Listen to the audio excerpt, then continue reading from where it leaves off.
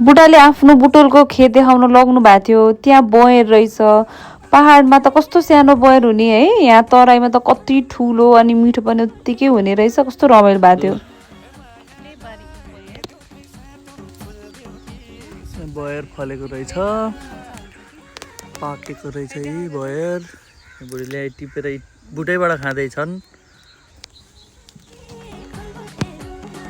बुढीलाई रङ्ग लाग्छ मजाले, यतै बस्ने रे अब। बुढाले खसाल्ने, मैले चाहिँ टिप्ने।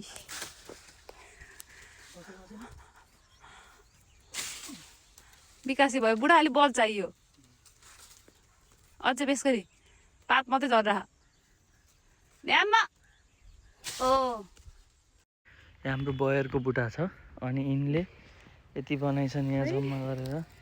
यति बयर बनाइछन्, काँचा पाका सबै टिपिछन्। अब खाने हो रे।